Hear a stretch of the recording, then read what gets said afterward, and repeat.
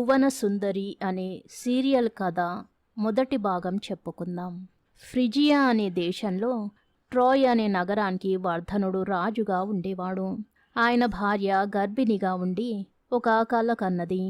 ఆ కలలో ఆమెకు తన గర్భాన ఒక కొరివి పుట్టినట్టు, దాని నుంచి బయలుదేరిన అగ్నికీలలు ట్రోయ్ నగరాన్ని తగలబెట్టేసినట్టు కనిపించింది.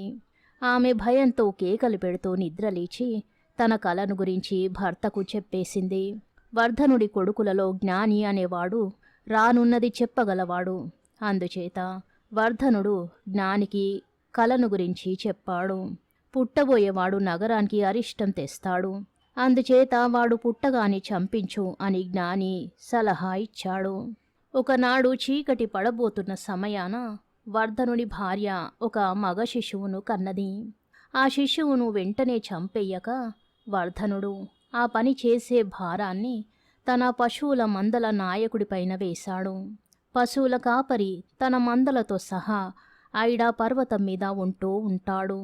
అతను రాజాజ్ఞ ప్రకారం శిశువును తీసుకుని ఐడా పర్వతానికి వెళ్ళిపోయాడు.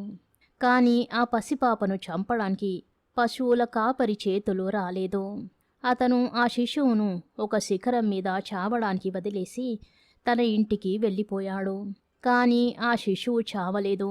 ఎందుచేతనంటే ఎక్కడ్నుంచో ఒక ఆడ ఎలుగుబంటి వచ్చి ఆ దిక్కులేని శిశువుకు తన పాలిచ్చి ఎండ నుంచి చలి నుంచి శిశువును కాపాడింది. 5 రోజుల అనంతరం పశువుల కాపరి తిరిగి ఆ శిఖరానికి వెళ్ళి ఎలుగుబంటి సంరక్షణలో సుఖంగా ఉన్న శిశువును చూసి ఆశ్చర్యచకితుడయ్యాడు. అతనికి ఇదేదో దైవమాయ అనిపించింది. ఆ శిశువుకు చచ్చే యోగం లేనట్టు కనబడింది. ఎలుగుబంటి ఎడంగా పోగానే ఆ పశువుల కాపరి ఆ శిశువును తన సంచిలో పెట్టి ఇంటికి తెచ్చుకుని సాగసాగాడు. చాలా అందంగా ఉండడం చేత ఆ శిశువుకు మోహనుడు అని పేరు వచ్చింది. ఈ విధంగా చావు తప్పించుకున్న మోహనుడు పశువుల కాపరి ఇంట పెరుగుతూ పెద్దవాడు కాసాగాడు. బాల్యం నుంచి కూడా అతనిలో గొప్ప తెలివితేటలు, శరీర బలము, సౌందర్యము పొడగట్టాయి. అతనింకా బాలుడిగా ఉండగానే కొందరు దొంగలు అతను కాసే గోవులను కాజేశారు. మోహనుడు ఒంటరిగా దొంగల మీద పడి అందరినీ చెల్లా చెదురుగా కొట్టి తన గోవులను తిరిగి తెచ్చుకున్నాడు. తన మందలో ఉండే ఎద్దులకు పోట్లాట పెట్టడం మోహనుడికి సరదా. పోట్లాటలో గెలిచిన దాని కొమ్ములకు పూలు, ఓడిన దాని కొమ్ములకు గడ్డి చుట్టేవాడు. తన ఎద్దులలో ఏదైనా మిగిలిన వాటినన్నిటినీ ఓడించినప్పుడు అతను దాన్ని ఇతర మందలలోని ఎడ్ల మీద పోటీ పెట్టేవాడు. పందెంలో తన ఎద్దును ఓడించిన దాని కొమ్ములకు బంగారు తొడుగు బహుమానం ఇస్తాననేవాడు. ఐడా పర్వతం మీద మోహనుడు గొర్రెల కాపరి జీవితం గడుపుతున్న సమయంలో దేవలోకంలో ఒక చిత్రం జరిగింది. ఒకచోట పెళ్లి జరుగుతుండగా అనేక మంది దేవతలు చేరారు. ఆ సమయంలో కలహప్రియ అనే దేవత అతిథుల మధ్య ఒక బంగారు ఫలం పడేసింది. ఆ పండు పైన అత్యంత సౌందర్యవతికి అని రాసి ఉంది. పెళ్లికి అతిథులుగా వచ్చిన ఆడదేవతలలో 3 మాత్రమే ఆ పండు కోసం పోటీ పడ్డారు. వారెవరంటే భూపుత్రి, బుద్ధిమతి, కామిని. ఆ 3లోనూ ఉత్తమ సౌందర్యవతి ఎవరో తేల్చినవాడు లేకపోయారు. ఆ కారణం చేత వారు నేరుగా దేవనాథుడి వద్దకు వెళ్ళి తమ 3లో అత్యంత సౌందర్యవతి ఎవరో తీర్పు చెప్పమన్నారు. ఈ తీర్పు నా వల్ల అయ్యేది కాదు. ఐడా పర్వతం మీద ఉంటున్న మోహనుడి వద్దకు వెళ్ళి మీ తగాదా పరిష్కారం చేసుకోండి అని దేవనాథుడు ఆ 3కి సలహా ఇచ్చాడు. 3 అప్సరసలు ఐడా పర్వతం మీదికి చేరే సమయాన మోహనుడు ఆ పర్వతంపై గల శిఖరాలలో కల్లా ఎత్తైన శిఖరం మీద గోవులను మేపుతున్నాడు. వారు అతన్ని సమీపించి బంగారు ఫలం అతని చేతిలో పెట్టి, మోహన, నువ్వు కూడా అందగాడవు, బుద్ధిమంతుడము. మాలో ఎవరి అందం గొప్పదో నిర్ణయించి ఈ ఫలం వారికి ఇయ్యి. ఇది దేవనాథుడి ఆజ్ఞ అన్నారు. నేను పశువులను తోలుకునే సామాన్య మానవుణ్ణి. నాకు దేవతా సౌందర్యం ఏం తెలుసు? ఈ పని నా వల్ల ఏమవుతుంది? కావలిస్తే ఈ పండును 3 సమభాగాలుగా కోసి ఇస్తాను. 3 ముక్కలు తీసుకోండి అని మోహనుడు అమాయకత్వం నటించాడు. ఇది దేవనాథుడి ఆజ్ఞ. జవదాటితే ప్రమాదం అని ఆ ముగ్గురు మోహనుణ్ణి భయపెట్టారు. అయితే నిర్ణయిస్తాను. మీరు నా నిర్ణయానికి తల ఒగ్గాలి గాని నా మీద ఓడిన వారు ఆగ్రహించకూడదు. మానవ మాతృడినైన నేను పొరపాటు నిర్ణయిస్తే మీరు సహించాలి అన్నాడు మోహనుడు. ఇందుకు ముగ్గురు ఆమోదించారు. మీరు ముగ్గురు ఒక్కసారి కనబడుతుంటే నేను ఏ ఒక్కరిని సరిగ్గా చూడలేకుండా ఉన్నాను. అందుచేత మీరు దూరంగా వెళ్ళిపోయి ఒక్కొక్కరిగా నా దగ్గరికి రండి అన్నాడు మోహనుడు. ముగ్గురు చాటుకు వెళ్ళిపోయారు. మొదట భూపుత్రి అతని వద్దకు వచ్చింది. అతను తన అందం పరీక్షించడానికి గాను ఆమె గుండ్రంగా తిరుగుతూ, చూడు మోహన, ఆ పండు నాకిచ్చావంటే ఏ యుద్ధంలోనూ నీకు అపజయమన్నది లేకుండా చేస్తాను. అందంలో గాని తెలివిలో గాని ప్రపంచంలో నీతో సమానుడు లేకుండా వరమిస్తాను అన్నది. నేను గొడ్ల కాపరిని తల్లి, నాకు యుద్ధాలెందుకు, విజయాలెందుకు అన్నాడు మోహనుడు. ఆమె వెళ్ళిపోయి బుద్ధిమతి వచ్చింది. మోహన, ముగ్గురిలోనూ నేనే సౌందర్యవతిగా నిర్ణయించావంటే నిన్ను ఆసియాకంతకు రాజుని చేస్తాను. ప్రపంచంలో కల్లా నీకన్నా ధనికుడు లేకుండా వరమిస్తాను అన్నది ఆమె అతనితో. నేను లంచం పుచ్చుకుని తగాదా పరిష్కరించను, క్షమించండి అన్నాడు మోహనుడు. కామిని ఆఖరున వచ్చింది. ఆమె అతన్ని చూస్తూ, అయ్యో మోహన, ఫ్రిజియా మొత్తం మీద నీ అంత అందగాడు లేడు. అటువంటి వాడికి నిజంగా స్పార్టా దేశపు రాజకుమార్తె భువన సుందరి భార్య కాదగినది. ఆమెను మించిన సౌందర్యవతి భూలోకంలో లేదు అన్నది. ఆమె పేరే వినలేదు అన్నాడు మోహనుడు. వినలేదా? గ్రీస్లో ఉండే రాజకుమారులందరూ ఆమెను పెళ్లాడతామని వచ్చారు. కానీ ఆమె రారాజు తమ్ముడైన ప్రతాపుణ్ణి పెళ్లాడేసింది. కావాలంటే ఆమె నీకు లభిస్తుంది అన్నది కామిని.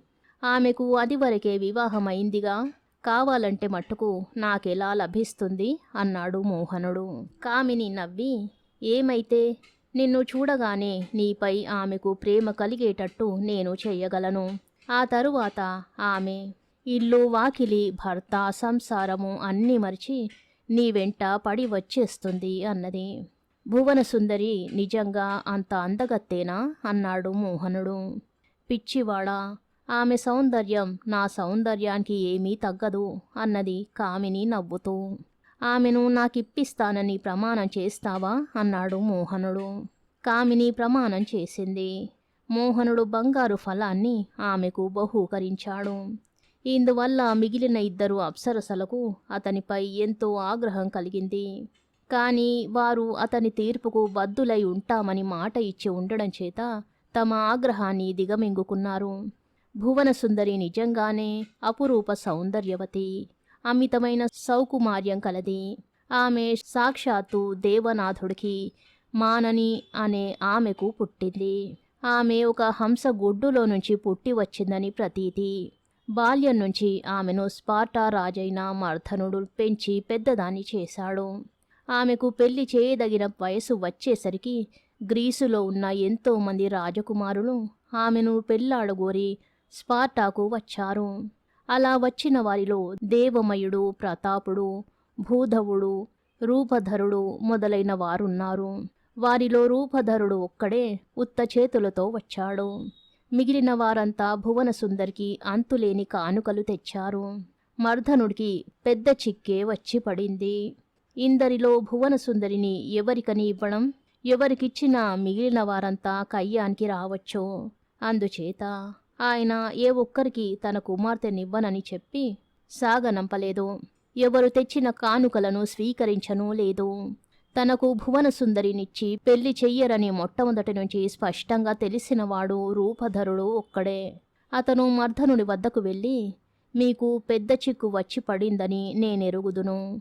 నాకు మీరు ఒక్క సహాయం చెయ్యండి. నేను మీకు వచ్చిన చిక్కు వీడే ఉపాయం చెబుతాను అన్నాడు.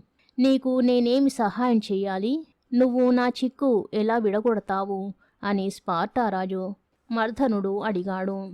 మీ సోదరుడైన చంద్రదత్తుడి కుమార్తె పద్మముఖిని ఎలాగైనా నాకు పెళ్లి చేసేటట్టు చూడండి.